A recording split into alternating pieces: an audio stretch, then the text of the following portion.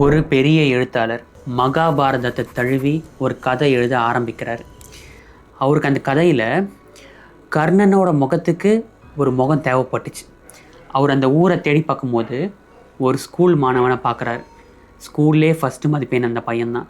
எல்லாருமே அந்த பையனை மதிக்கிறாங்க.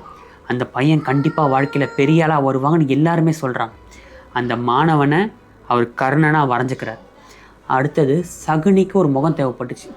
ஒரு கரப்டான, மோசமான, சுயநலமான ஒரு முகம் தேவைப்பட்டுச்சு. அந்த ஊரில் இருக்கக்கூடிய ஜெயில் போய் பார்க்குறாரு, ஒயின் ஷாப் போய் பார்க்குறாரு, யாருமே சூட் ஆகலை. அப்படியே பக்கத்து ஊர் போய் பார்க்குறாரு, அதுக்கும் பக்கத்து ஊர் போய் பார்க்குறாரு. ஒரு 10 வருஷமாக ஊர் ஊராக போய் பார்க்குறாரு, யாருமே சூட் ஆகலை. கடைசியாக ஒரு கிராமத்துக்கு போகிறார். அந்த கிராமத்தில் ஒரு மோசமான லஞ்சம் வாங்கக்கூடிய கவர்மெண்ட் ஆஃபீஸரை பார்க்குறாரு. அந்த ஆஃபீஸரோட முகம் சகுனிக்கு ஃபுல்லாகவே சூட் ஆகிற மாதிரி இருக்குது. அந்த முகத்தை சகுனியாக வரைஞ்சிக்கிட்டார். அவ்வளோதான், புக் எழுதி முடிக்க போகிற சூழ்நிலையில் அந்த கரப்டான மோசமான கவர்மெண்ட் ஆஃபீஸர் இவரை பார்க்க வரார். வந்து அவர் ஒரு உண்மையை சொல்கிறாரு. 10 வருஷத்துக்கு முன்னாடி கர்ணனுக்காக ஒரு ஃபோட்டோ எடுத்துகிட்டு போனீங்களே சார், அந்த ஸ்கூல் ஃபர்ஸ்ட் எடுத்த மாணவனே நான் தான்னு சொன்னார். நம்மளாம் சொல்கிறோம்ல, கவர்மெண்ட் எம்ப்ளாயீஸ்னால் மோசமானவங்க, லஞ்சம் வாங்குறாங்கன்னு சொல்லிட்டு. 10 லட்சம் பேர் எழுதுகிற எக்ஸாமை ஒரு பையன் நைட்டும் பகலுமா கஷ்டப்பட்டு படித்து அதில் டாப் 1% மார்க் எடுத்து கவர்மெண்ட் ஆஃபீஸராக மாற வந்த அந்த பையனை ஒரு லஞ்சம் வாங்கக்கூடிய மோசமான ஆஃபீஸராக இந்த சிஸ்டம் மாற்றிருக்கு. நல்லா படித்த அந்த பையன் மேலே தப்பு இல்லை, நல்லா படித்த பையனை கூட கரப்டான ஆஃபீஸராக மாற்றின இந்த சிஸ்டம் மேலே தான் தப்பு இருக்குது. இந்த சிஸ்டத்தை நான் சரி செய்கிறேன். என்னோட பேர் பண்ருட்டி சஃபி. பண்ருட்டியில் 2026 எம்எல்ஏ எலெக்ஷனில் சுயேட்சை வேட்பாளராக பலாப்பழம் சின்னத்தில் போட்டிடுறேன். இந்த பதிவை 3 திட்டங்களாக பிரிக்கிறோம். கவர்மெண்ட் எம்ப்ளாயீஸ்க்கு நல்ல ஆஃபீஸ் திட்டம், கவர்மெண்ட் எம்ப்ளாயீஸ்க்கு நல்ல எம்ப்ளாயி திட்டம், கவர்மெண்ட் எம்ப்ளாயீஸ்க்கு நல்ல வேலை திட்டம், நல்ல ஆஃபீஸ் திட்டம்.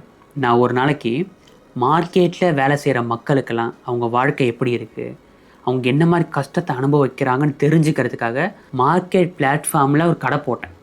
கொஞ்ச நேரம் கடையை பார்த்துட்டு ரெஸ்ட் ரூம் யூஸ் பண்ணலாம் போனால் அந்த ரெஸ்ட் ரூம் மெயின்டைன் பண்ணப்படாமல் மோசமான நிலைமையில் இருந்துச்சு. ஏன் சார் மெயின்டைன் பண்ணலன்னு கேட்குறதுக்கு கவர்மெண்ட் ஆஃபீஸ் போனால் அந்த ஆஃபீஸில் இருக்கிற டாய்லெட்டு மார்க்கெட்டில் இருக்கிறத விட கேவலமாக இருந்துச்சு. இந்த இடத்துலலாம் ஒரு மனுஷன் வேலை செய்வான்ற அளவுக்கு மோசமாக இருந்தது.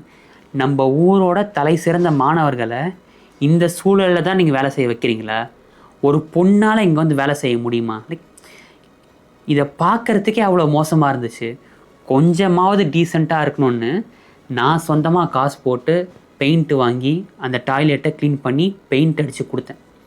நம்ம ஊரில் இருக்க கவர்மெண்ட்டோட நிலமை, கவர்மெண்ட் ஆஃபீஸோட நிலமை இதுதான். நிறைய ஆஃபீஸ் நீங்கள் போனீங்கன்னா ஃபேன் இருக்காது, லைட் இருக்காது, உடஞ்சி போன கம்ப்யூட்டரில் வேர்வை சிந்திக்கிட்டு ஒரு ஆஃபீஸர் வேலை செஞ்சுட்டு இருப்பார். ஏன் சார் இந்த மாதிரி இருக்குது? நீங்கள் காசு போட்டு ஒரு ஃபேனோ ஒரு கம்ப்யூட்டரை வாங்கி வச்சுக்கலாம்ல, அப்புறமா கவர்மெண்ட்டை சொன்னால் கவர்மெண்ட் காசு கொடுத்துரும்லன்னு சொல்லி கேட்டால் எல்லாருமே சிரிக்கிறாங்க. ஏன் இந்த மாதிரி சிரிக்கிறாங்க தெரிஞ்சுக்கலாம். கவர்மெண்ட்டுக்கு ஒரு மனு போடுவோன்னு போட்டேன். கவர்மெண்ட்டுக்கு கொடுத்த டேட்டா, தமிழ்நாட்டில் 9 லட்சம் கவர்மெண்ட் ஆஃபீஸர் இருக்காங்க. அந்த 9 லட்சம் பேரில் வெறும் 20 பேருக்கு மட்டும்தான் அவங்க செலவு பண்ண காசுக்கு ரீஇம்பர்ஸ்மெண்ட் பண்ணியிருக்காங்க. அந்த 20 பேருமே ஒரு பெரிய லெவலில் இருக்க ஆஃபீஸர்ஸு. அவங்க எல்லாருமே மெடிக்கல் காசுக்காக செலவு பண்ணி அந்த காசை கவர்மெண்ட்டை வாங்கியிருக்காங்க. அதை தவிர்த்து வேறு எந்த ஒரு ஆஃபீஸர்ஸுமே அவங்க பண்ண செலவுக்கு கவர்மெண்ட்டேருந்து காசு வந்ததா எந்த ஒரு டேட்டாவும் இல்லை. டேட்டா கொடுங்க சார் 2வது தடவை கேட்டால் டேட்டாவே இல்லைன்னு சொல்கிறாங்க. அவங்க செலவு பண்ணினா தான் நாங்கள் டேட்டா இருக்கிறதுக்கு. இப்போ நம்ம ஊரில் இருக்க போலீஸ் ஸ்டேஷனை ஒரு வாரத்தில் பேப்பர் செலவு மட்டும் 500 ரூபாய் ஆகுது. இப்போ அந்த போலீஸ் ஸ்டேஷனில் இருக்க ஆட்களுக்கு, இப்போ ஜெயிலில் இருக்க ஆட்களுக்கு சாப்பாடு வாங்கி கொடுக்கணுன்னா கவர்மெண்ட் கொடுக்குற காசை வச்சு ஒரு வேளை கூட சாப்பாடு வாங்க முடியாது. இதுதான் சூழ்நிலை. இப்போ இங்கே இருக்க பிரச்சனை எல்லாத்தையுமே இந்த ஆஃபீஸர்ஸ்லாம் எப்படி சரி பண்ணுறாங்க? இதெல்லாம் சரி பண்ணுறதுக்கு காசு எங்கேருந்து வருது? நம்மளாம் சொல்கிறோம்ல, போலீஸ்லாம் வந்து காசு வாங்குறாங்க சார், மற்ற எல்லா ஆஃபீஸும் லஞ்சம் வாங்குறாங்கன்னு. அந்த லஞ்சம் வாங்குகிற பணத்தை தான் இந்த மாதிரி இடத்துக்கு செலவு பண்ணிகிட்டு இருக்கிறாங்க. கவர்மெண்ட்டுக்காக வேலை செய்கிற எம்ப்ளாயியை கேவலமாக நடத்தினா அந்த எம்ப்ளாயீஸ் மக்களை கேவலமாக தான் நடத்துவாங்க. இனிமேட்டு இந்த சூழல் இந்த ஊரில் இருக்கக்கூடாது. நம்ம ஊரில் இருக்க எல்லா கவர்மெண்ட் ஆஃபீஸுமே அதை ரன் பண்ண தேவையான பணத்தை நம்மளே கொடுக்குறோம். இந்த ஊரில் ஒரு கவர்மெண்ட் ஆஃபீஸர் லஞ்சம் வாங்கிறதுக்கான சூழல் இனிமேட்டு இருக்கக்கூடாது. நல்ல எம்ப்ளாயி திட்டம். நீங்கள் கவர்மெண்ட் ஆஃபீஸ் போனீங்கன்னா ஒரு சின்ன வேலை தான், அதை 10 நாளைக்கு இழுத்தடிப்பாங்க. ஏன் இந்த மாதிரி இருக்குது? நம்ம ஊரில் இருக்க ஆஃபீஸ்லலாம் ப்ராப்பரான ஃபெசிலிட்டின்றது கிடையாது. இங்கே வேலை செய்கிறவங்க நிறையா பேர் முன்னாடி தலைமுறையை சேர்ந்தவங்க தான். அவங்களுக்கு எப்படி இன்டர்நெட் யூஸ் பண்ணுன்றதோ, எப்படி ஒரு வெப்சைட் ஓப்பன் பண்ணணும், எப்படி கம்ப்யூட்டர் யூஸ் பண்ணணும் கூட தெரியாது. அதுக்கான ட்ரைனிங்கும் கிடையாது. ஆனால் அவங்களுக்கு டக்குன்னு ஒரு மெயில் வரும், ரொம்ப அர்ஜென்ட்டான வேலை, 24 மணி நேரத்தில் முடிச்சு கொடுங்கன்னு சொல்லிட்டு. 24 மணி நேரத்தில் அவங்களால அதை எப்படி செய்ய முடியும்? பல ஆஃபீஸர்ஸ்க்கு நான் என் கம்ப்யூட்டரை எடுத்துகிட்டு போய் வச்சு உட்காந்து அந்த வேலையை முடித்து கொடுத்துருக்கேன். இதுதான் அவங்க சூழ்நிலையே. இதுக்கப்புறம் இந்த மாதிரி இருக்காது. இந்த சிஸ்டத்தை நம்ம எஃபிஷியண்ட்டாக மாற்ற போகிறோம். நம்ம என்ன பண்ணுறோன்னா, எல்லா ஆஃபீஸ்லையுமே இருக்க கீழ்மட்ட லெவல் ஆஃபீஸர்ஸ் எல்லாம் எடுக்கிறோம். அவங்கள்ட்ட போயிட்டு, சார் உங்களுக்கு என்ன பிரச்சனை இருக்குது? உங்களுக்கு ஃபெசிலிட்டி இல்லையா? கம்ப்யூட்டர் இல்லையா? நெட் இல்லையா? அதை நம்ம வாங்கி கொடுக்குறோம். உங்களுக்கு அதை யூஸ் பண்ண தெரியலையா? அதுக்கு ட்ரைனிங் நம்ம கொடுக்குறோம். கீழ்மட்ட லெவலில் இருக்க எல்லா ஆஃபீஸர்ஸுமே ரொம்ப ஸ்ட்ராங்காக மாற்றுறோம். அடுத்தது அதுக்கு மேல் லெவலில் போகிறோம்.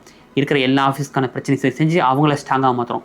ஒரு படிப்படியாக போய் மொத்த பிரமிடையுமே ஸ்ட்ராங்காக மாற்றுறோம். இதுக்கப்புறம் இந்த ஊரில் 10 நாள் ஆகிற வேலை எல்லாமே ஒரே நாள்லேயே நடக்கும். அடுத்தது நம்ம ஊரில் புதுசாக ஒரு ரோடு போடுவாங்க. போட்டால் ஒரு வாரத்துக்கு அப்புறமா புதுசாக ஒரு ஆள் வருவார், அந்த ரோட்டை உடைப்பார், தண்ணி போகிற பைப்லைன் போடுறேன்னு சொல்லுவார். இன்னும் ஒரு வாரம் கழித்து பார்த்தா இன்னொரு ஆள் புதுசாக வருவார், ரோடு சைடில் ஃபுல்லாக பழம் நோண்டுவார். நோண்டிட்டு சார் சாக்கடை போகிறதுக்கு ரெடி பண்ணுறேன்னு சொல்லிட்டு ரெடி பண்ணாமல் அவர் அப்படியே போயிடுவார். ஏன் இந்த மாதிரி பண்ணுறீங்கன்னு கூப்பிட்டு கேட்டால், சார் அது வேறு டிபார்ட்மெண்ட் சார், நாங்கள் வேறு டிபார்ட்மெண்ட்டு, எங்களுக்கு அவங்களுக்கு சம்மந்தம் இல்லைன்னு சொல்லுவாங்க. கடமைக்குன்னு ஒருத்தங்களும் வந்து ஒரு டைம் ஏதோ ஒரு வேலையை செஞ்சு வச்சுட்டு போவாங்க. ஒரு 3 மாதத்தில் பார்த்தா அந்த புதுசாக போட்ட ரோடு பழைய ரோடை விட இன்னும் மோசமான நிலைமைக்கு மாறி போயிடும். ஏன் இந்த மாதிரி இருக்குது? ஒரு ஐடி கம்பெனியில் பல நாடுகளில் சேர்ந்து பல மனிதர்கள் ஒன்றா வேலை செய்கிறாங்க. அவங்க யாருமே ஒரு சாஃப்ட்வேரையோ ஒரு ஃபோனையும் மாற்றி தப்பாக பண்ணலையே. ஒரு சின்ன ஊரில் அதிகபட்சம் இங்கே ஒரு 500 பேர் இருப்பாங்களா? 500 பேரால் ஏன் இங்கே ஒன்றா வேலை செய்ய முடியல? இது இங்கே மாறணும். எல்லாருமே ஒன்றா சேர்ந்து வேலை செய்யணும், எஃபிஷியண்ட்டாக வேலை செய்யணும். ஒருத்தவங்க பண்ண வேலைக்கு மேலே இன்னொருத்தவங்க அப்டேட் பண்ணி பண்ணுற மாதிரி இருக்கணும். ஒருத்தவங்க பண்ண வேலையை அழிச்சிட்டு இன்னொருத்தவங்க பண்ணுற மாதிரி இருக்கக்கூடாது. நம்ம அதுக்கு என்ன பண்ண போகிறோம்? ஐடி கம்பெனிலாம் என்ன பண்ணுவாங்கன்னா, அந்த ஆஃபீஸில் இருக்க எல்லா டீமையுமே 3 மாதத்துக்கோ 6 மாதத்துக்கோ ஒரு தடவை வெளியில் சாப்பிட்றதுக்கு கூட்டிகிட்டு போவாங்க. இல்லைனா வேறு ஒரு ஊருக்கு அவங்க ட்ரிப்பு மாதிரி கூப்பிட்டு போவாங்க. அப்போ தான் எல்லா டீமை சேர்ந்தவங்களும் ஒன்றா பழகுவாங்க, நட்போடு இருப்பாங்க, ஒரு விஷயத்தை போய் கேட்குறதுக்கு தயக்கப்பட மாட்டாங்கன்னு சொல்லி. அதே விஷயத்தை நம்ம ஊர்லேயும் பண்ணுவோம். இங்கே இருக்க எல்லா கவர்மெண்ட் ஆஃபீஸுமே 3 மாதத்துக்கோ 6 மாதத்துக்கோ ஒரு தடவை எல்லாரையும் ஒன்றா கூப்பிட்டு டீம் லஞ்ச் ரெடி பண்ணுறோம். எல்லாரையும் ஒரு ட்ரிப்புக்காக கூட்டிகிட்டு போகிறோம். எல்லாரையும் ஒன்றா பழக வைக்கிறோம். இனிமேட்டு ஒரு ஆஃபீஸர் இன்னொரு ஆஃபீஸரை போய் பார்க்குறதுக்கு எந்த தயக்கமும் இருக்கக்கூடாது. எல்லாருமே இந்த ஊரில் ஒன்றா சேர்ந்து வேலை செய்வாங்க. நம்ம சிஸ்டம் பல மடங்கு எஃபிஷியண்ட்டாக வேலை செய்யும். நல்ல வேலை திட்டம். நம்ம சமுதாயத்தில் 2 பேர் பிரச்சனை பண்ணாங்கன்னா அந்த 2 பேரில் யார் மேலே தப்பு இருந்தாலும் சரி, அதிகாரத்தில் இருக்கிறவங்க யார் மேலே கேஸ் ஃபைல் பண்ண சொல்கிறாங்களோ அவங்கள தான் ரிமாண்ட் பண்ணுவாங்களே. இதை பார்த்த ஒரு யங்கான ஆஃபீஸர் அவரோட மேல் லெவலில் இருக்க ஆஃபீஸர்கிட்ட போயிட்டு, இங்கே பாருங்கள் சார், இந்த மாதிரி அநியாயம் நடக்குதுன்னு சொன்னால் அந்த ஆஃபீஸர் சொல்கிறாரு, இங்கே எல்லாமே அப்படி தான், நீ கொஞ்சம் அட்ஜஸ்ட் பண்ணிக்கோன்னு சொல்லி. சரி, சிஸ்டம் தான் இப்படி இருக்குது, மேலே இருக்க ஆஃபீஸர் தான் இந்த மாதிரி இருக்கார், நம்ம மக்கள்கிட்ட பேசலன்னு சொல்லி ஆவினில் வேலை செய்கிற ஒரு நல்ல மனுஷன் குழந்தைங்க குடிக்கிற பாலில் தண்ணி கலக்கிறத ஒரு வீடியோவாக எடுத்து இன்டர்நெட்டில் அப்லோட் பண்ணார். அவர் அப்லோட் பண்ண அந்த வீடியோ மேலே ஆக்ஷன் எடுக்கிறத விட்டுட்டு, நீ நெட்டில் போய் அப்லோட் பண்ணிட்டியா நீன்னு சொல்லி அந்த மனுஷன் மேலே ஆக்ஷன் எடுத்து அந்த மனுஷனை ரிமாண்ட் பண்ணியிருக்காங்க. கவர்மெண்ட்டில் நீங்கள் நல்ல மனுஷனாக இருக்கணும்னு நினச்சிங்கன்னா உங்களை டார்ச்சர் பண்ணுவாங்க, உங்கள் மேலே சஸ்பென்ஷன் கொடுப்பாங்க, உங்கள் மேலே எவ்வளோ அதிகமாக வேலை கொடுக்க முடியுமோ அவ்வளோ அதிகமாக வேலை கொடுப்பாங்க, உங்கள் ப்ரொமோஷனில் கூட கை வைப்பாங்க. நீங்கள் எந்த ஊருக்கு போனாலும் சரி, எந்த சாதி எந்த மதம் எடுத்தாலும் நல்லவங்க இருப்பாங்க, கெட்டவங்களும் இருப்பாங்க. ஆனால் இந்த கவர்மெண்ட்டில் மட்டும்தான் நல்லவனாக இருக்கிறதுக்கான சூழ்நிலை கூட கிடையாதுங்க. குடும்ப கஷ்டம் சூழ்நிலைன்னு படித்து இந்த கவர்மெண்ட் வேலைக்கு வந்தால் இந்த வேலைக்காக நம்ம குடும்பத்தையே இழக்கிற சூழ்நிலை தான் இங்கே எல்லாருக்குமே இருக்குது. ஏதோ கவர்மெண்ட் ஆஃபீஸர்னு ஒரு வேஷத்தை போட்டோம், எங்கே கூப்பிட்றாங்களோ அங்கே போய் ஒரு நாடகத்தை போட்டு வரும்.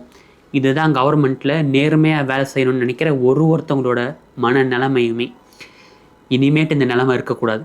பண்ருட்டியில் நேர்மையான கவர்மெண்ட் இதுக்கப்புறம் நடக்கும். யாருமே ஒரு அதிகாரம் இருக்கிறவங்கள்ட்டையோ ஒரு பணக்காரங்களாக இருக்கவங்கள்ட்டையோ அவங்க சொல்கிற விஷயத்த செய்யணும்னு அவசியம் கிடையாது.